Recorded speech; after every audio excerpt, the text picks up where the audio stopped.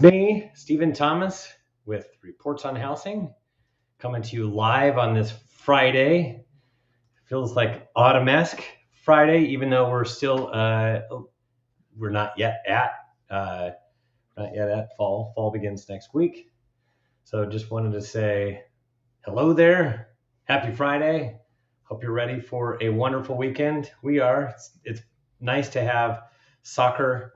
This is like soccer weather where the weather cooperates with us and enables us to really enjoy soccer without getting fried and baked on the sidelines.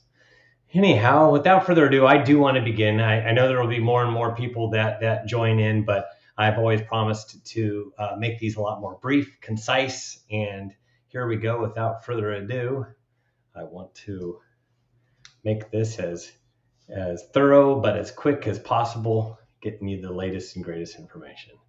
Anyways, I'd like to thank our sponsor, Kevin Buddy from Monarch Coast Financial, and he's been supporting and sponsoring Reports on Housing and our housing debriefs for quite some time.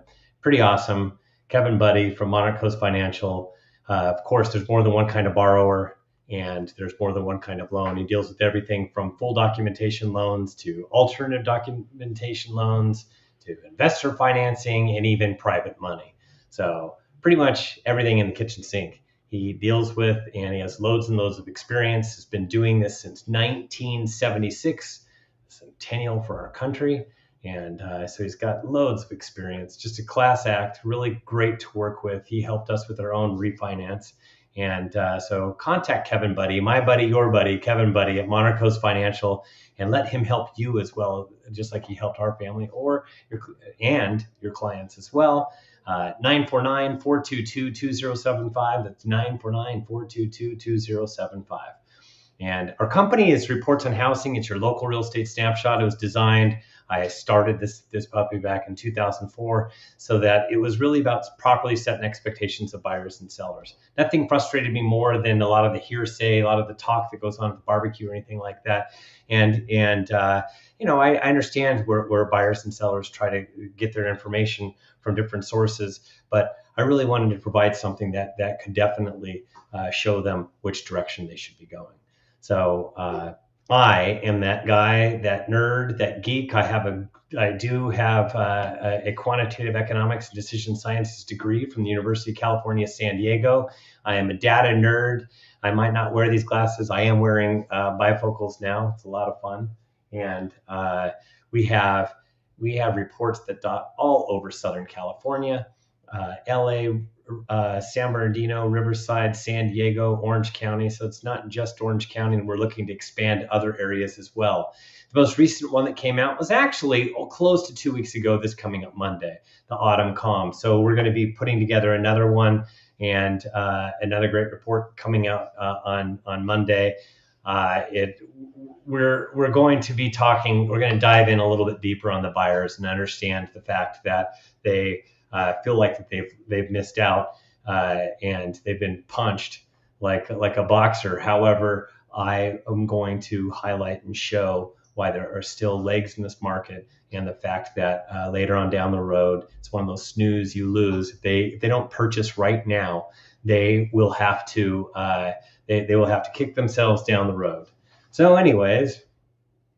Reports on Housing, that's the plural of report, REPORTS, Reports on Housing. It's your local real estate snapshot, and you go there to subscribe, and our reports are $15 per month or $150 per year. You get a month free if you sign up utilizing the coupon code MOTHER.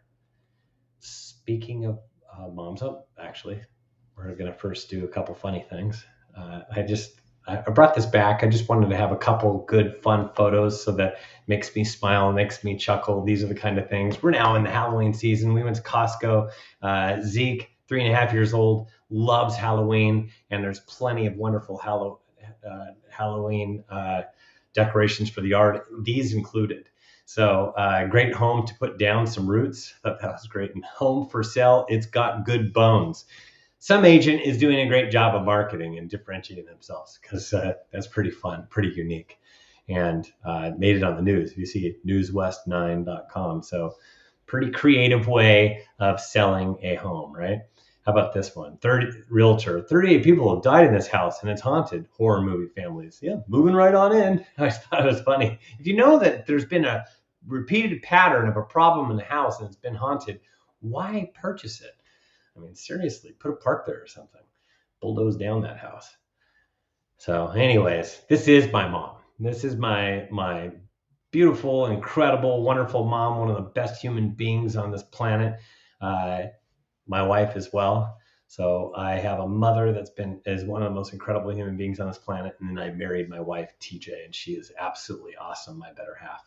But buy or sell, what I would tell my mom. And this really boils it down because way back in the day, in the 90s, I used to represent buyers and sellers. And this is the thought that would go in my head all the time in helping out anybody is, gosh, I'm not going to shove somebody in the house if it's not a good decision. As a matter of fact, some people have even said, yeah, I'm going to sell right now and I'm going to go live with my parents for a while. And I'm telling, and my the way that I work is I would actually tell that person, if it was my mom, to sit tight and wait until later, because there's still legs in this market where it's going up, between 1% and 2% every single month. You want to take advantage of that, because that over the next year, I have a forecast coming up that we're going to be revealing within the next couple of weeks and opening it up to all these different real estate offices. And I see some double-digit appreciation coming down coming to a theater near you. And I really do strongly feel that it's not going to be that 5% that so many people are talking about. It's going to be a lot stronger, and that has everything to do with where supply and demand continues to be and where interest rates are stuck. So buy or sell, what would I tell my mom? And I understand on the buy side of things, buyers are extremely frustrated. They feel like that they've been whacked, punched in the face over and over again.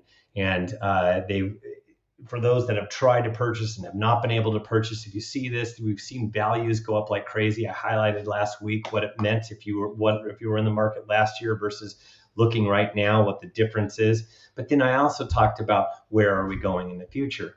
And I understand values have gone way up, and this is what they're looking at. They're looking at Case-Shiller, they're looking at median sales prices, but the Case-Shiller is the highest it's the strongest national index right now, where the index is at, than it's ever been before since it started back in 1988. So that's a long time, and it continues to go up. I absolutely believe that this is going to go above 20%.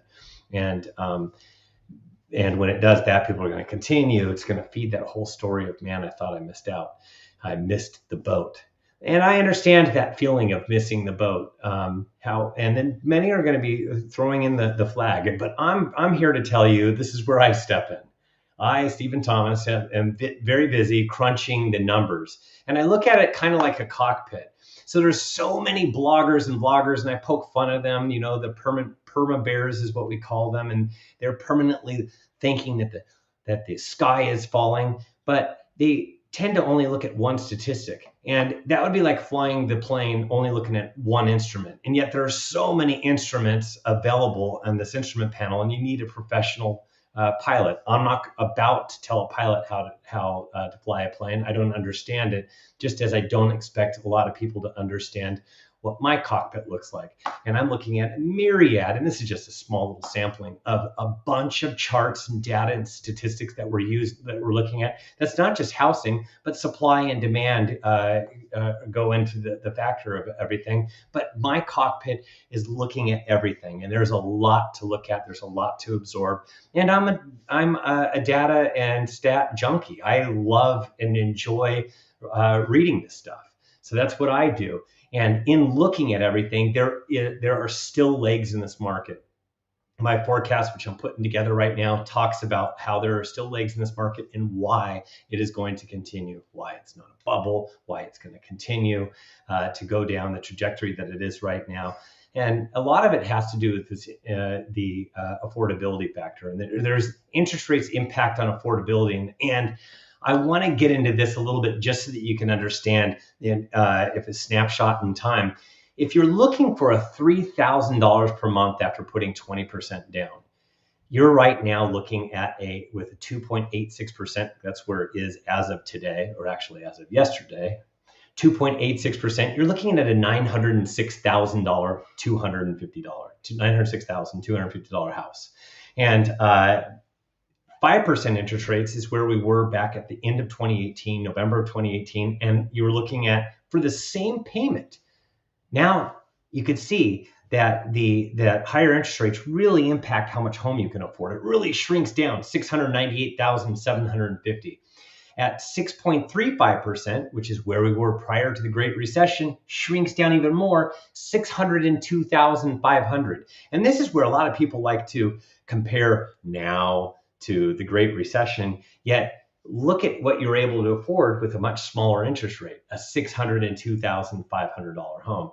And 8% interest rates were the year 2000. That now you're shrinking it further down to a $511,250 home. 10% interest rates, now you're at $427,500. That was in 1990. And in 1981, we had 18% interest rates. And for a $3,000 per month payment, you're looking at $248,750 house. So you can see how things have really changed over time, with interest rates coming down to as low as they are today, and they're pretty much stuck below 3%. We're looking at being able to afford a lot more of a home. And also, something else that in factoring in affordability, we don't just look at values. We look at interest rates and we look at incomes. And that's what, when we're factoring into the affordability matrix and look at everything and see exactly where we are today, I'm able to show exactly why this is not going to implode, because I'm not yet at critical flashing red lights that home affordability is it's just too unaffordable.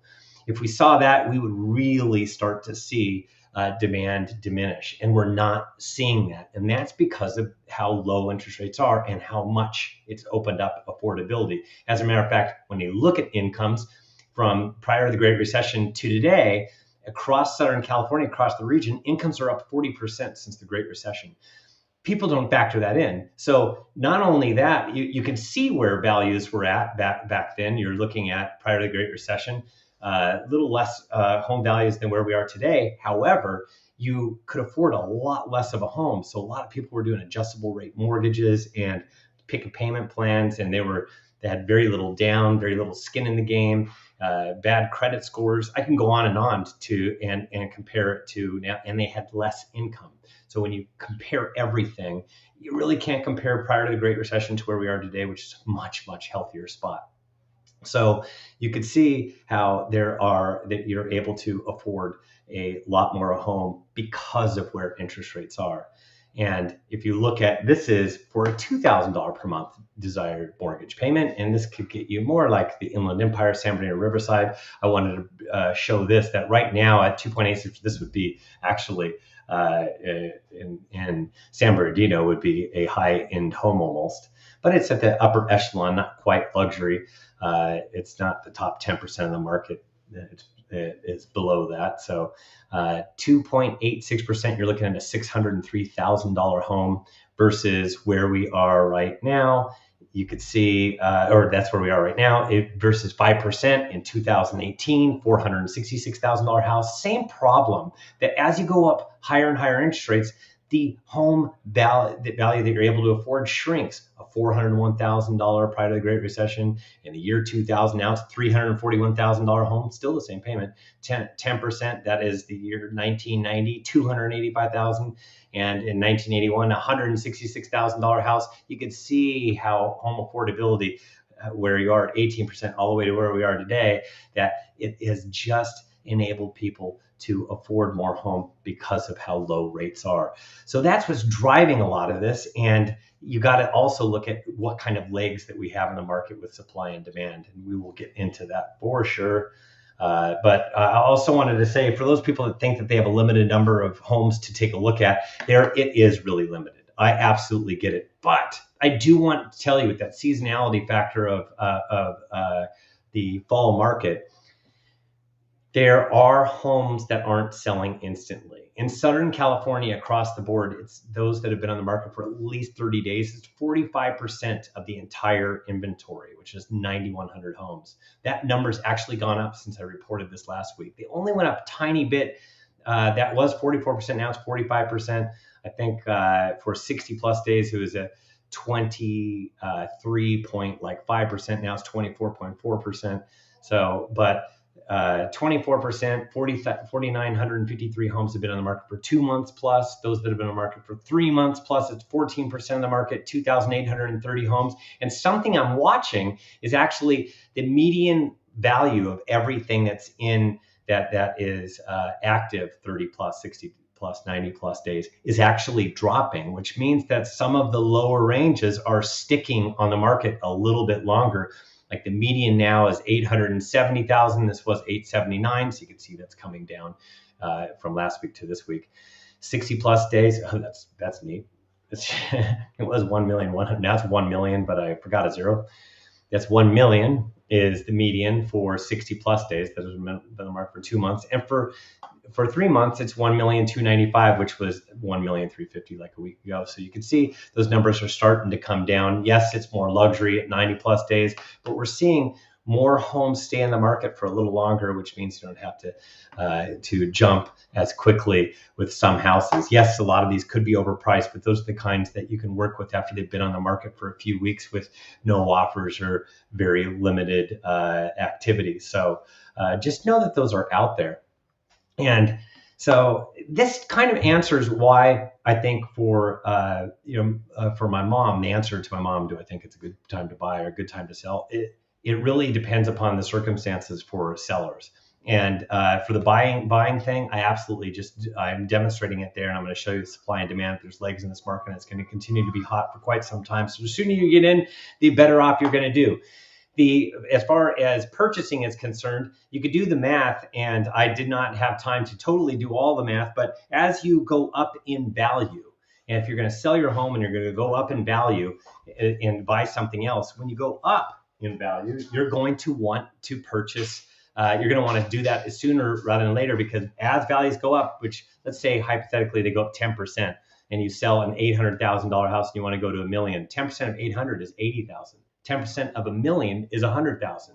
You just lost out on the opportunity of $20,000 in equity by waiting. And that's why I would recommend, if you're going to purchase, if you're going to sell now and make that switcheroo. Oh my gosh, wait a minute. I have a special guest really quick.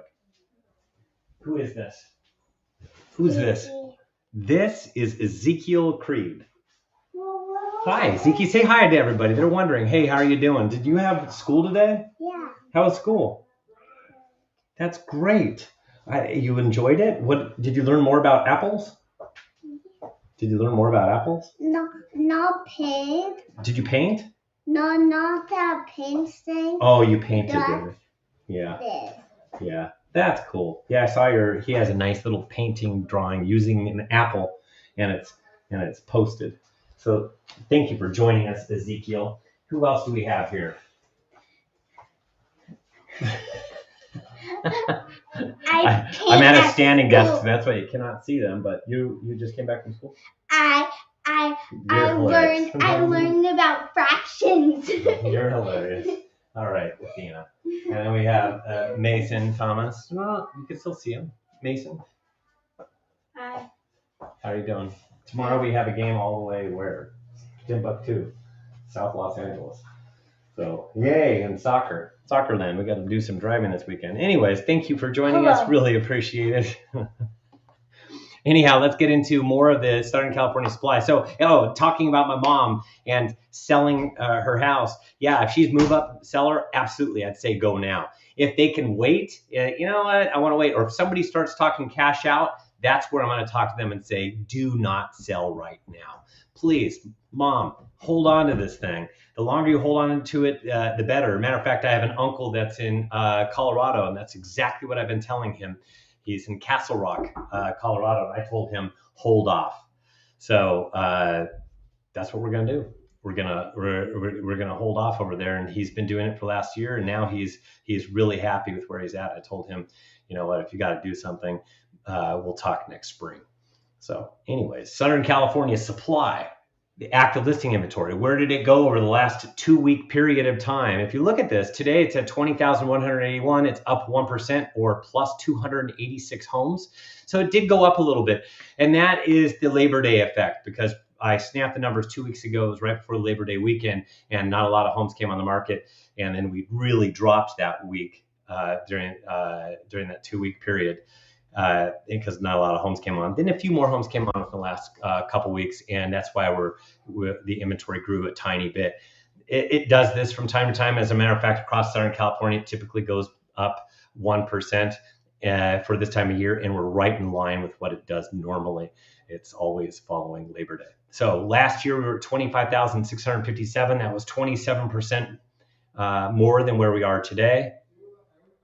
And they actually had a little bit of growth last year at this time, same exact phenomenon right after Labor Day. The 3-year average is 41,230. That's 104% more than where we are today. So that means more than double where we are today as far as inventory is concerned. So my whole point on this, we're going to go back to that supply and demand. Supply is exceptionally low. We have a supply crisis. This is not like prior to the Great Recession where we had a supply glut, and I could see it coming for several years prior. This is something that we've seen come for several years prior. COVID made it worse. Now we're dealing with supply crisis. There's not enough homes on the market, period. And we peak right here. We peaked right there at the end of August. And now we went up a tiny bit in the last 2 weeks. We are going to go down. We can even go up another little bit over the next 2 weeks, but it will start to fall as we get further into the autumn market. And by the time we get to Thanksgiving, it definitely will be less than where we are today. And then we'll get to the holiday market where it comes down even further. And I just have to always update everybody on this. And that's January, August 2021. We're missing 15,679 for sale signs compared to the 3-year average prior to COVID, 2017 to 2019. And that is something that I'll continuously bring up. And the reason I'm bringing it up is because it's a real problem of not enough homeowners coming on the market. And I talked about it last year. It's kind of a shift that I think we had a shift with people staying in their homes longer after the Great Recession. I think we may have a shift coming out of COVID where people are really staying in their homes, remodeling. We're actually painting our house right now. You might hear it in the background. I have a different background right now because we're relocating offices. We're working on moving things around a little bit at the Thomas residence. SoCal demand. Where's demand? That's the last 30 days worth of pending activity. And I've been snapping this puppy for a long time, and it has everything to do with these very, very low interest rates. As a matter of fact, it's at 2.86% as of Thursday. That's exactly where we were a month ago at this time, and it really hasn't changed much since. It went from 2.86 to 2.87, 2.88, down to 2.87, now back down to 2.86. It's really not changing at all. It's really been stuck here. And this, thanks to COVID, is why we're even dealing with these low interest rates. And we hit 17 record lows. The 17th record was the start of this year.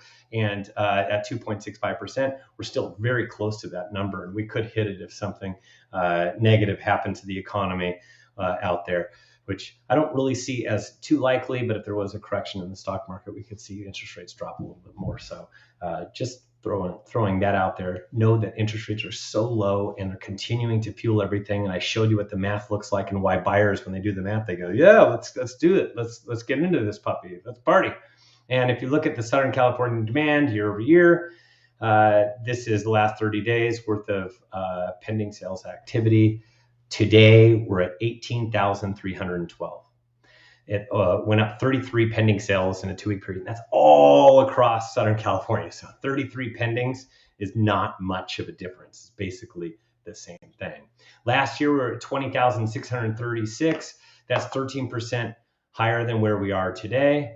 And let's see, that's 2,324. And if you look at this, the 3-year average is 15,395. That's 16% less than where we are today.